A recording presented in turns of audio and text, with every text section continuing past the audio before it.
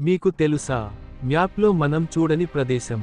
Plato తన పుస్తకంలో రాసిన నగరం, కానీ ప్రపంచం ఇంకా వెతుకుతోంది.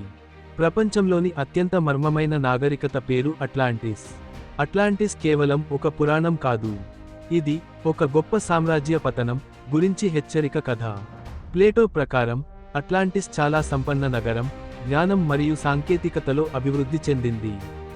వారు నిర్మించిన రాజభవనాలు బంగారు గోడలతో ప్రకాశించాయి. నగరం మధ్యలో ఉన్న నీటి కాలువలు చంద్రకాంతిలా మెరిశాయి. మరియు ప్రజల జీవితాలు శాంతి, మేధస్సు మరియు విజ్ఞాన రాజ్యం. కానీ ఆ శాంతి వెనుక తెలియని గర్వం పెరుగుతోంది. అట్లాంటిస్ ప్రజలు తమ ఆధిపత్యం గురించి గర్వపడ్డారు. ప్రకృతి నియమాలను కూడా తిరస్కరించారు.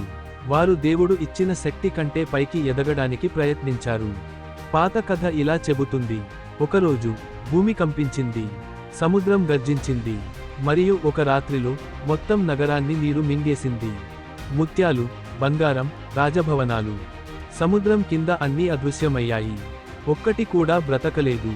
అట్లాంటిస్ ఒక్క క్షణంలో ఒక పురాణంగా మారింది. శతాబ్దాలుగా సాహసికులు మరియు శాస్త్రవేత్తలు ఈ నగరం కోసం వెతుకుతున్నారు. కొందరు ఇది శాంటోరిని ద్వీపం సమీపంలో ఉందని చెప్పారు. మరికొందరు దీనిని సహారాలో ఖననం చేశారని చెప్పారు. కొందరు ఇది అంటార్కిటికా మంచు కింద ఉందని సిద్ధాంతాన్ని ప్రతిపాదించారు. కానీ నిజం ఏమిటి? ఈ రోజు వరకు ఎవరి దగ్గర స్పష్టమైన సమాధానం లేదు. కానీ ప్రశ్న ఎల్లప్పుడూ సజీవంగా ఉంది. అట్లాంటిస్ నిజంగా ఉందా? ప్రకృతి దానిని నాశనం చేసిందా? లేదా అది మానవ గర్వం యొక్క పాఠన్నా? చేపలు స్వేచ్ఛగా ఈత కొట్టే సముద్రం కింద.